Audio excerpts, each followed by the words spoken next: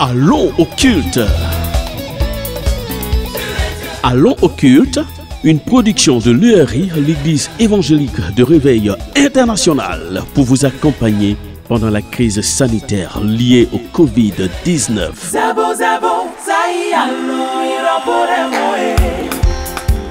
Allons au culte, suivez nos temps de louange et d'adoration, ainsi que nos prédications sur toutes les plateformes, comme si vous étiez au culte.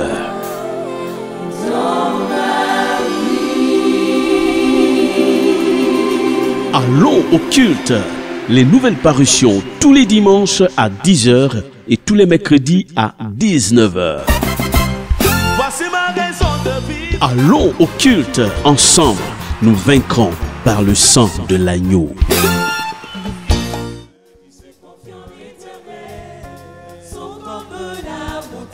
Ceux qui se confient en l'Éternel, sont comme la montagne de Sion. elle ne chancelle point. Elle ne chancelle point. Elle est affermie pour toujours. Elle est affermie pour toujours. Elle ne chancelle point. Elle ne chancelle point. Elle est affermie pour toujours. Ceux qui se confient en l'Éternel sont comme la montagne de Sion. Le crois-tu, le crois-tu?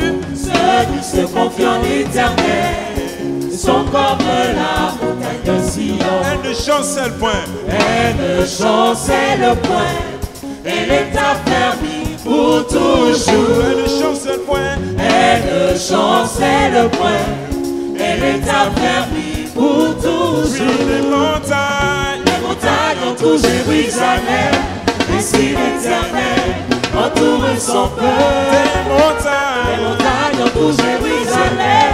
Ainsi l'Éternel entoure son peuple. Jérusalem. Oh, Jérusalem, Jérusalem, Jérusalem.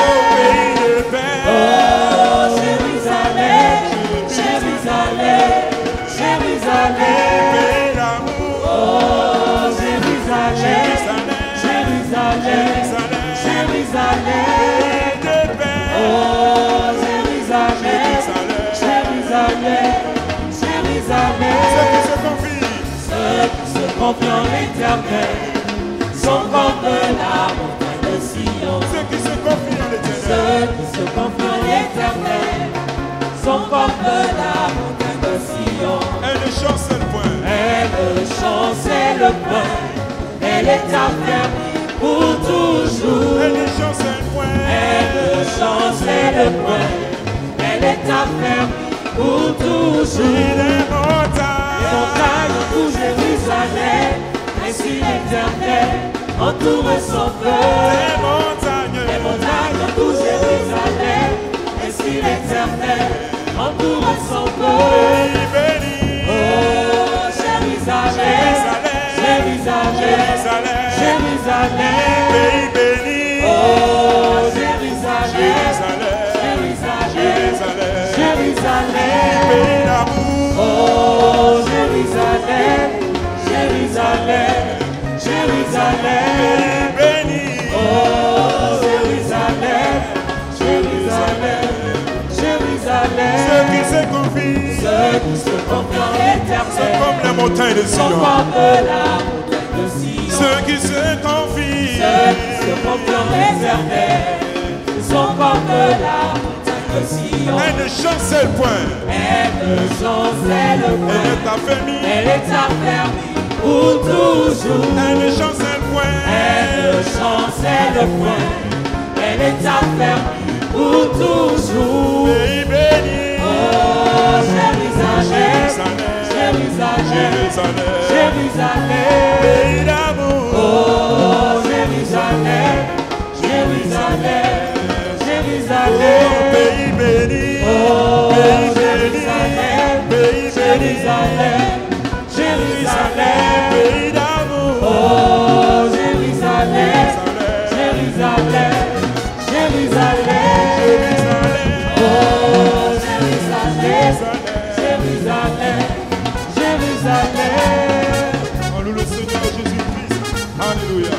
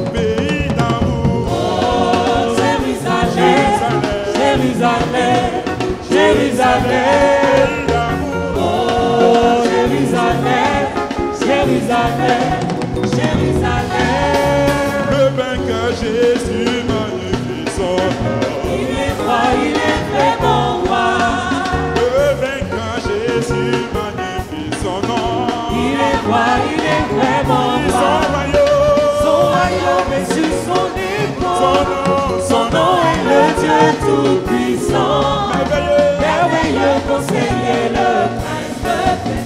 Il est roi, il est vraiment roi. Son royaume est sur son épaule. Son nom est le Dieu tout-puissant, merveilleux conseiller, le prince de paix. Il est roi, il est vraiment roi. Il est roi, il est roi, il est roi, il est roi, il est vraiment roi. il est roi, Il est roi, il est roi, il est vraiment roi. il est grand, Il est grand, il est grand, il est grand, il est grand, il est vraiment grand. il est fort, Il est fort, fort. il est fort, il est fort, il est vraiment fort. Le vainqueur Jésus magnifie son nom. Il est roi, il est vraiment roi.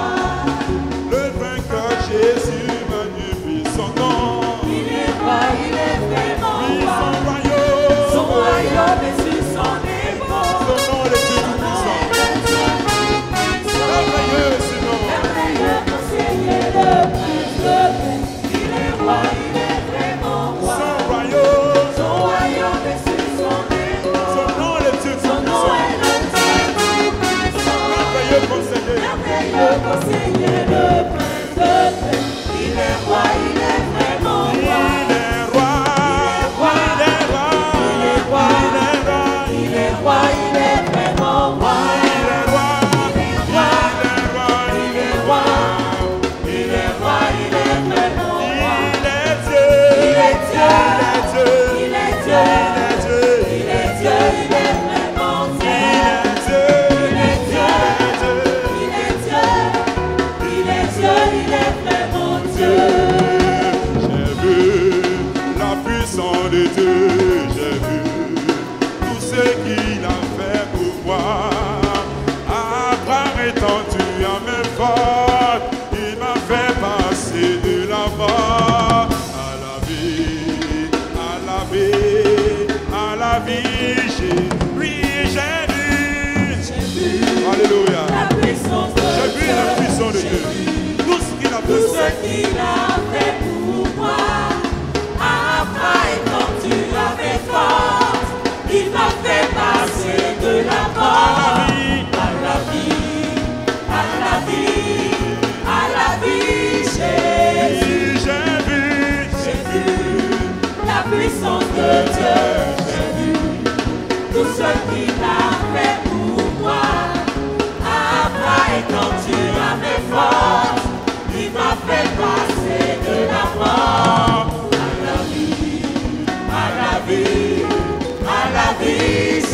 J'ai vu les yeux grands ouverts. J'ai vu les cieux grands ouverts. J'ai vu le roi sur son trône et Jésus debout à la droite du Très-Haut, me disant de croire en son amour. Puisqu'il vit, Puisqu'il vit, puisqu'il vit, je vivrai aussi. je vivrai aussi. Puisqu'il vit, Puisqu'il vit, je vivrai aussi. puisqu'il vit, Puisqu'il vit, je vivrai aussi.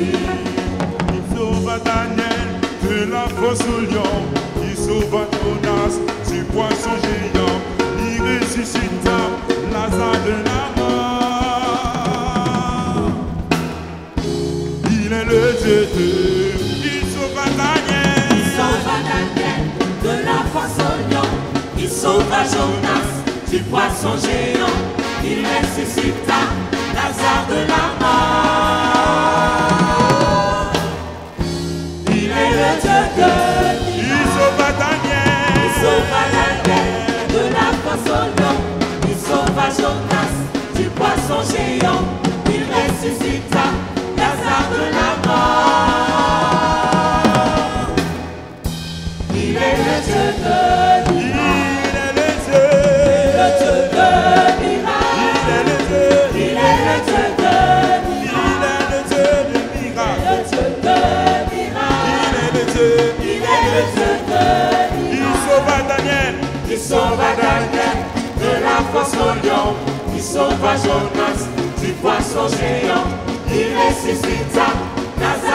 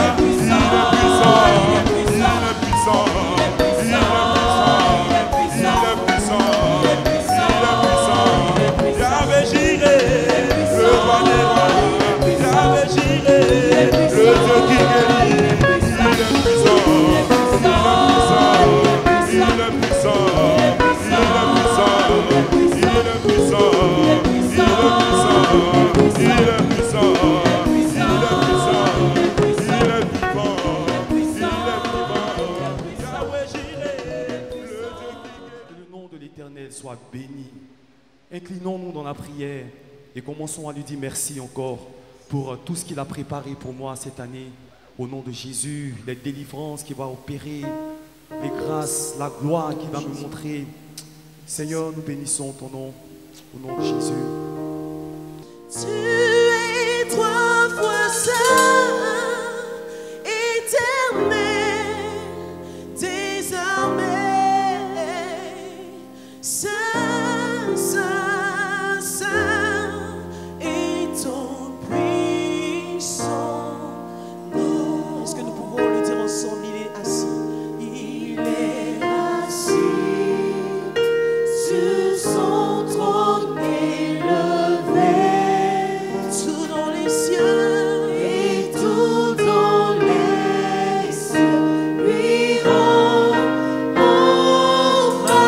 Il est 3 fois saint, 3 fois saint, éternel, désormais, saint, saint, saint, saint, saint, est son puissant nom. Il est assis sur son trône élevé. Tout dans les cieux, tout dans les cieux lui rend hommage. Il est 3 fois saint, éternel, désormais. Il est saint, saint, saint, saint, et son puissant nom. Il est assis sur son trône. L'Éternel est assis sur son trône élevé. Et tout dans les cieux et sur la terre, tout dans l'univers, lui rend hommage. Il est le Dieu 3 fois saint, l'unique, l'alpha, l'oméga, digne de recevoir notre louange et notre adoration. Il est saint, et son puissant saint, saint, nous t'adorons, éternel, désormais, tu es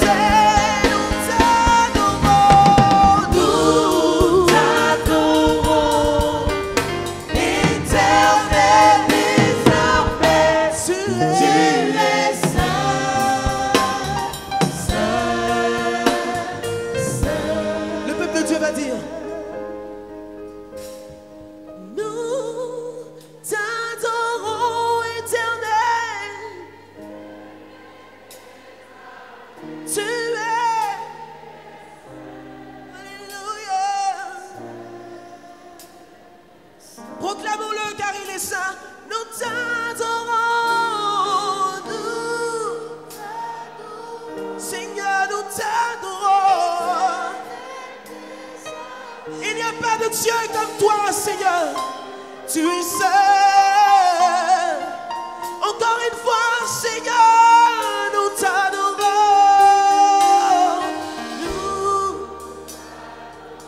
Nous t'adorons.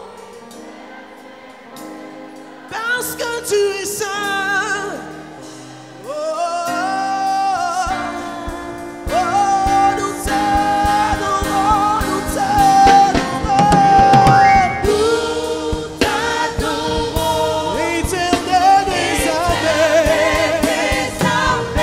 Oui, tu es saint. Tu es saint. Tu es saint. Nous t'adorons. Nous t'adorons.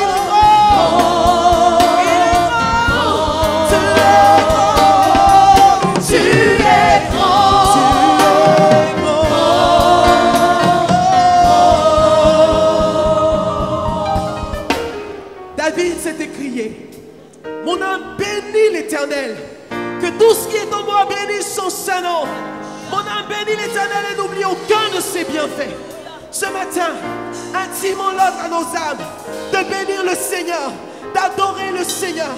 Alléluia, élevons la voix et adorons sa majesté. L'Éternel est saint, élevé au milieu de son peuple. Alléluia, alléluia.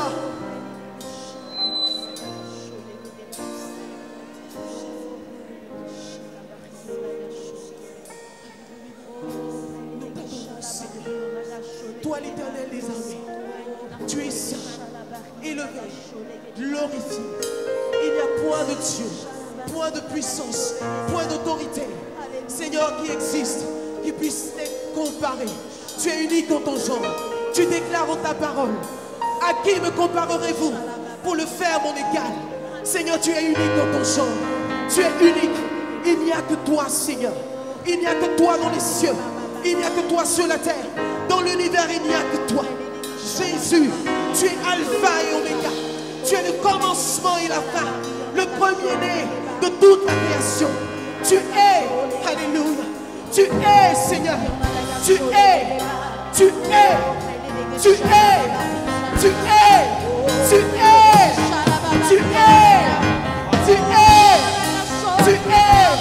En toi, il n'y a point de passé, point de présent, point d'avenir. Parce que tu es. Tu es. Tu es. Tu es. Tu es saint.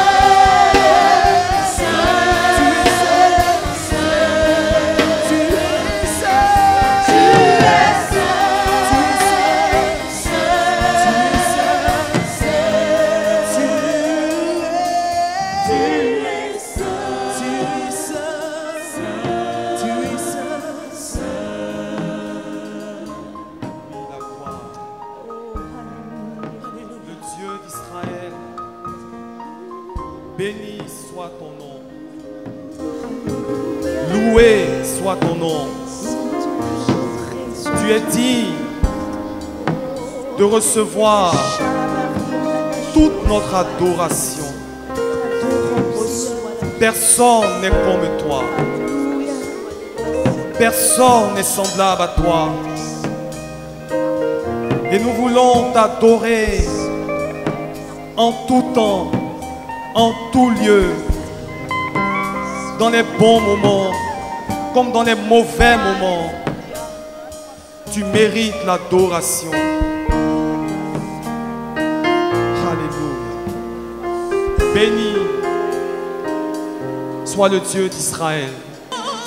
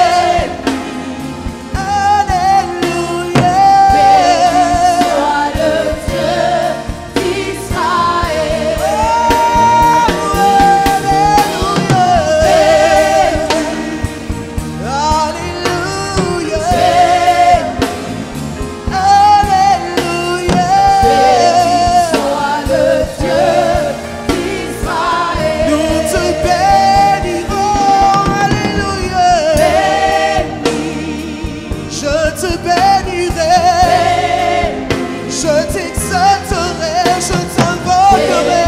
Sois le Dieu d'Israël. Béni soit, béni soit, béni, béni, béni soit le Dieu d'Israël. béni ton Dieu, béni soit, béni soit, Béni, béni, que le peuple de Dieu chante, alléluia. béni soit le Dieu d'Israël. Nous le bénirons, Béni, nous l'invoquerons, béni, nous l'honorerons. soit le Dieu d'Israël. Nous le servirons, Béni, nous le proclamerons. Alléluia, béni soit le Dieu d'Israël. Dis-lui ce qui représente pour toi. Seigneur, nous bénissons ton nom. Nous ne nous lassons pas de bénir ton nom. Nous ne nous lassons pas de lever ton nom. La Bible dit que dans les cieux, les anges, nuit et jour, ne cessent de louer ton nom, ne cessent de proclamer qui tu es pour eux, le Dieu saint, le Dieu saint, le Dieu saint. Et ce matin, reçois, Seigneur, nos louanges, reçois notre adoration. Béni soit ton Saint-Nom. Gloire, louange. Alléluia. Bonjour frères et sœurs, ou bonsoir si vous me recevez dans l'après-midi. C'est avec un grand plaisir que je vous retrouve pour échanger ensemble, pour partager ensemble la parole de Dieu et vous exhorter et vous communiquer les pensées qui viennent du Seigneur et qui sont fondées sur sa parole. Je voudrais vous rappeler que dans les jours précédents, nous avons déjà donné des enseignements et que c'est une suite logique de ce que nous avons dit récemment. Dans les messages précédents, nous avons parlé de la crise sanitaire du Covid-19, une tempête pour éprouver notre fidélité à Dieu. Vous le savez tous, le monde entier est éprouvé, les églises avec, les chrétiens avec. Et nous avons désiré nous mettre à votre service pour vous communiquer la parole de Dieu, pour vous permettre dans cette crise, dans cette épreuve que nous traversons tous, cette épreuve qui est arrivée subitement, dont nous ne savions pas toute la dimension, les dimensions qu'elle prendrait. Nous avons souhaité, nous avons estimé qu'il était nécessaire d'affermir votre foi. Et donc dans ce premier message, nous avons mis notre fidélité en rapport avec cette épreuve. Ensuite, nous avons parlé de la crise sanitaire du Covid-19 comme étant un test de notre foi en Dieu et en sa parole. Vous le savez tous, avec quelle panique le monde entier a réagi face à cette crise. Et cette panique n'a pas épargné l'Église, n'a pas épargné les chrétiens. Nous avons voulu à travers ce message vous exhorter en vous disant que le danger est là, mais la parole de Dieu aussi est là. En vous disant qu'il faut mettre en pratique, qu'il faut observer les recommandations faites par les autorités, par le gouvernement et par les autorités sanitaires. Recommandations qui visent à stopper la propagation du virus. Mais en même temps, il ne faut pas céder à la panique. Et pour un chrétien, pour un serviteur de Dieu, une servante de Dieu, face à toute espèce d'épreuve, il faut regarder la parole de Dieu. Que dit la parole de Dieu? C'est pour cela que cette crise est un test de notre foi en Dieu et sa parole. Dans ces circonstances, le Seigneur a promis, il a fait des promesses promesse de nous garder, de nous protéger, d'être pour nous un refuge, une protection. Ayez foi en la parole de Dieu. Il accomplira ses promesses envers vous. Aujourd'hui, nous parlerons dans la même logique sur un thème qui va en dehors de l'Église, mais toujours par rapport à la crise sanitaire du Covid-19. Les nations à l'épreuve de la crise du Covid-19. Tel sera donc le thème de notre méditation d'aujourd'hui. Pour soutenir donc cette méditation, nous allons lire ensemble dans la parole de Dieu, dans le livre de l'Apocalypse, au chapitre 3, verset 7, au verset 13, que nous lisons. Écrit à l'ange de l'église de Philadelphie, voici ce que dit le Saint, le véritable, celui qui a la clé de David, celui qui ouvre et personne ne fermera, celui qui ferme et personne n'ouvrira. Je connais tes œuvres, parce que tu as peu de puissance, et que tu as gardé ma parole, et que tu n'as pas renié mon nom. J'ai mis devant toi une porte ouverte, que personne ne peut fermer. Voici, je te donne ceux de la synagogue de Satan, qui se disent juifs et qui ne le sont pas, mais qui mentent. Voici, je les ferai venir se prosterner à tes pieds, et connaître que je t'ai aimé. Parce que tu as gardé la parole de persévérance en moi, je te garderai aussi à l'heure de la tentation qui va venir sur le monde entier pour éprouver les habitants de la terre. Je viens bientôt. Retiens ce que tu as, afin que personne ne prenne ta couronne. Celui qui vaincra, je ferai de lui une colonne dans le temple de mon Dieu, et il n'en sortira plus. J'écrirai sur lui le nom de mon Dieu, et le nom de la ville de mon Dieu, de la nouvelle Jérusalem qui descend du ciel d'auprès de mon Dieu, et mon nom nouveau. Que celui qui a des oreilles entende ce que l'Esprit dit aux églises. Alors le verset 10 est aussi traduit de la manière suivante par la Bible Parole de vie. Tu as gardé fidèlement ma parole. Alors moi aussi, je te garderai au moment du malheur. Oui, le malheur viendra sur le monde entier pour voir la valeur des habitants de la terre. Le malheur viendra sur le monde entier pour voir la valeur des habitants de la terre. Quand Louis II dit, à l'heure de l'épreuve qui viendra sur la terre, à l'heure de la tentation qui viendra sur la terre, Bible du Semeur, à l'heure de l'épreuve qui viendra sur le monde entier pour éprouver les habitants de la terre. Donc, dans ce passage biblique que nous venons de lire, le Seigneur Jésus parle d'une heure d'épreuve qui viendra sur la terre peu avant son retour. Je ne suis pas en train de vous dire que demain, au mois d'avril, au mois de mai, ou qu'en 2021, Jésus va venir. Mais lorsque Jésus parle de cette épreuve qui va venir et pour laquelle il exhorte l'église de Philadelphie, il précise, il dit, je viens bientôt. Donc du coup, il met cette épreuve en rapport, en relation avec son retour. Ce sera, dit-il, dit le Seigneur, un moment de difficultés graves qui arriveront pour éprouver les habitants de la terre. Est-ce qu'on peut considérer que la crise sanitaire du coronavirus est un signe des derniers temps?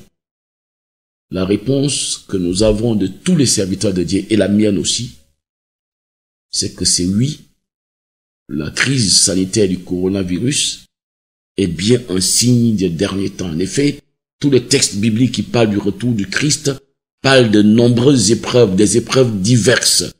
Et le caractère de la crise sanitaire actuelle, les effets qu'elle produit dans le monde entier, non seulement de manière générale au plan politique, au plan économique, mais au plan social, même au plan religieux. Tous les effets que cette crise produit montrent très bien qu'il s'agit d'un des signes du retour du Christ, mais cela ne veut pas dire que Jésus revient demain matin ou qu'il revient dans cette soirée. La Bible nous dit clairement que Nul ne sait le jour. Jésus lui-même le dit, nul ne sait le jour.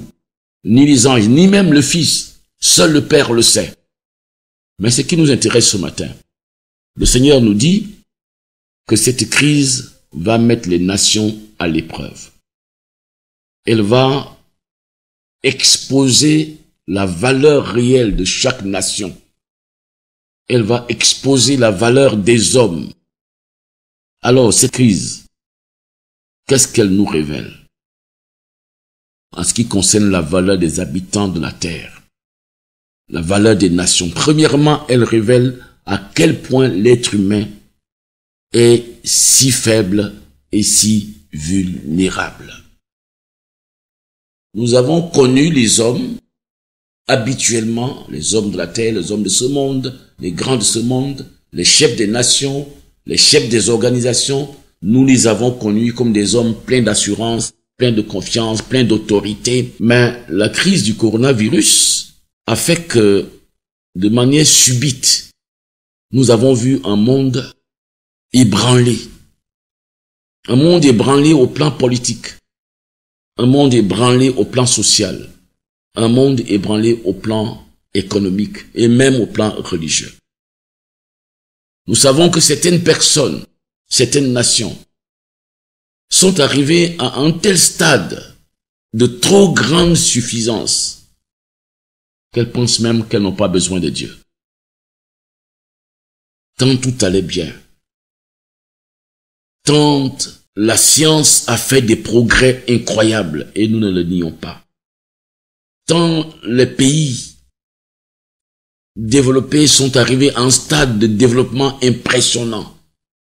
Ce que la science est capable de faire aujourd'hui est incroyable. Tant le développement économique et social dans ces pays est impressionnant. Donc les hommes sont arrivés à un stade où ils ont pensé qu'ils sont devenus invulnérables, qu'ils sont devenus puissants. Jusqu'à la crise du coronavirus, beaucoup de nations ne soupçonnaient pas, ne croyaient pas que leur système peut être ébranlé. Ils savent que il peut y arriver des situations où la bourse peut être en chute pour quelques heures, pour quelques jours, mais ils étaient loin, tout le monde était loin de penser qu'en un instant, tous les aéroports du monde vont être fermés, que les grandes compagnies aériennes qui brassent des multimilliards et qui sont des puissantes entreprises vont devoir clouer leurs avions au sol. Personne ne le pensait.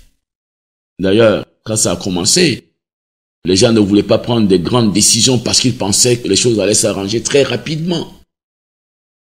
Quand la crise a commencé en Chine, les nations occidentales, européennes, l'Europe qui est devenue aujourd'hui l'épicentre de la crise, ils disaient, oh ben c'est en Chine, c'est la Chine.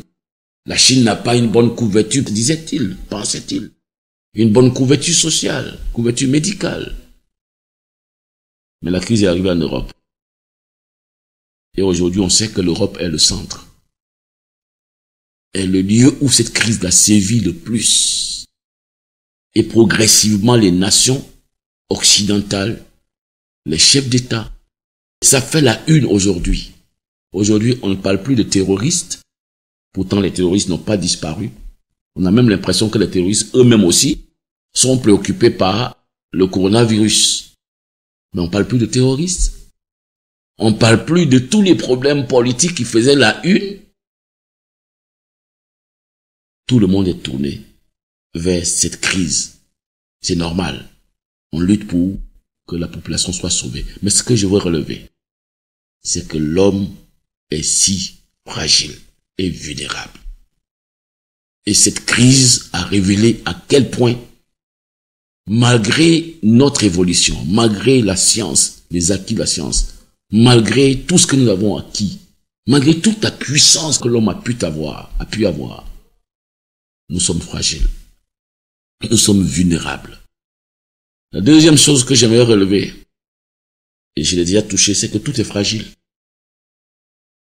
On peut mettre des années à construire une économie, à construire un système. On peut se dire, c'est tellement sûr. Qui aurait pensé qu'en un seul jour, toutes les nations vont fermer leurs frontières? Et que même les nations africaines les plus faibles vont fermer leurs frontières sans qu'aucune nation puissante, la communauté internationale, ne lève le doigt pour dire « Ouvrez vos frontières ». Qui aurait pensé ça? Tout est fragile.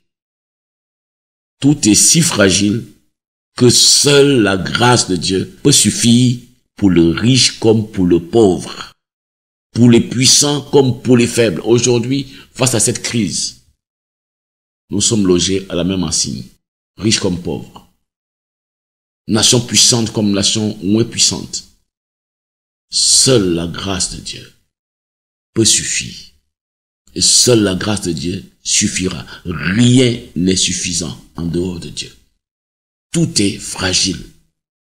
La puissance matérielle est fragile. Vous voyez, il y a des nations qui sont puissantes militairement, qui ont les armes les plus puissantes que personne n'oserait provoquer, et à qui personne, aucune nation faible ne pourrait désobéir. Mais face au virus, à ce petit virus, tout est fragile. Personne n'a le pouvoir. Et nous voulons rendre grâce à Dieu pour ceux qui luttent. Les médecins, les chefs des nations qui mettent tout en œuvre pour que cette maladie soit vaincue. Elle sera vaincue. Mais je veux relever que cette maladie, le coronavirus, a révélé que l'homme est vulnérable. Et que tout ce que nous possédons, tout ce que nous avons, tout ce que nous mettons en place est fragile. Troisièmement, la crise sanitaire du coronavirus a révélé que l'homme n'a pas la maîtrise de son destin. L'homme n'a pas la maîtrise de son destin. Oui, la crise présente a révélé que l'homme n'a pas la maîtrise de son destin sur cette terre. Tout peut être chamboulé en un instant, à tous les niveaux. C'est impressionnant de constater que, en un instant, en une minute, en une soirée, tout peut être chamboulé. Que l'homme n'a pas la maîtrise de son destin. Elle a révélé également qu'il y a une dimension de l'inconnu, une dimension de l'incontrôlable, une dimension de l'insaisissable, qui ne peut être ni contrôlée, ni maîtrisée que par un être suprême. Et cet être suprême-là, c'est Dieu. C'est Dieu. Seul lui est maître de toutes choses. Seul lui est maître du présent. Seul lui est maître du futur. Seul lui peut dire et la chose arrivera forcément. Seul lui tient notre destin dans ses mains. Dieu seul est maître de notre vie. Et tout homme devrait croire en lui et s'appuyer sur lui. Je voudrais terminer cette exhortation sur notre fragilité, sur les nations à l'épreuve de cette crise, en parlant d'un homme dans la Bible, de Nebuchadnezzar. Son histoire se trouve dans le livre de Daniel. C'était un roi qui a existé effectivement. Il était puissant à la guerre. Il a soumis des nations. Mais la Bible nous dit que c'est Dieu qui lui a donné la grâce et la puissance pour un temps, pour qu'il gouverne, pour qu'il règne. Et quand Dieu donne le pouvoir, l'autorité, la puissance, la richesse à un homme, il entend que cet homme l'honore, que cet homme l'adore et le craigne. Nebuchadnezzar est devenu puissant. Toutes les nations du monde lui ont été soumises. Le livre de Jérémie va même jusqu'à appeler Nebuchadnezzar mon serviteur. Dieu l'appelle mon serviteur. Mais une fois devenu puissant, le cœur de Nebuchadnezzar s'est élevé.